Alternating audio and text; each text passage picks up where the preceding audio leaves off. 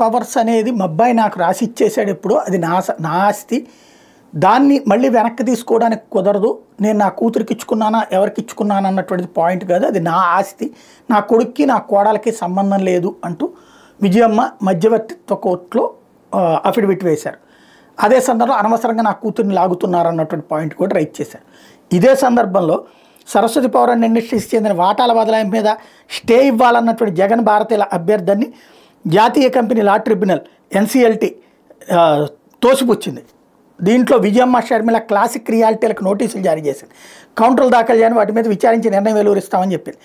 సరస్వతి పవర్లో వాటాదారుల పేర్ల సవరణతో పాటు తన వాటాలను పునరుద్ధరించాలని దాఖలు చేసిన పిటిషన్ మీద విచారణ పూర్తయ్యేదాకా ప్రస్తుతం వాటాల బదలాయింపు మీద యథాతస్థితి కొనసాగేలా మధ్యంతర ఉత్తర్వులు జారీ చేయాలంటూ జగన్ భారతీయ అనుబంధ పిటిషన్లు దాఖలు చేశారు. దీని మీద ఎన్సీఎల్టీ జ్యుడిషియల్ సభ్యులు రాజీవ్ భరద్వాజ్, సాంకేతిక సభ్యులు సంజయ్ పూరిలతో కూడిన ధర్మాసనం గురువారం విచారణ చేపట్టింది. పిటిషన్ తరపున న్యాయవాది వాదనలు వినిపిస్తూ ఇక్కడ పిటిషన్ మీద విచారణ జరుగుతుండగానే అక్కడ వాటాల బదలాయింపు ప్రయత్నాలు జరుగుతున్నాయన్నారు.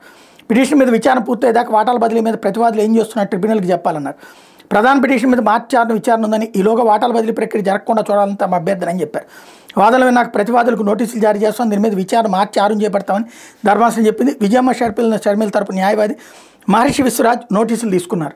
అదే సమయంలో Saraswati power and industries private limited వాటాలతో సంబంధం లేకపోయినా కక్ష సాధింపు రాజకీయ దురుద్దేశాలతో ఆర్థికంగాను రాజకీయంగాను తన ప్రతిష్టను దెబ్బతీయడమే లక్ష్యంగా జగన్మోహన్ రెడ్డి, భారతిరెడ్డి తను కేసులోకి లాగారంటూ జాతీయ company law tribunal Hyderabad బెంచ్కి Sharmila నివేదించారు. Jagan, Bharathi Reddy classic reality దాఖలు చేసిన ప్రధాన పిటిషన్తో పాటు అనుబంధ పిటిషన్లన్నింటి నుంచి తన పేరును తొలగించాలని కోరుతూ పిటిషన్ వేశారు.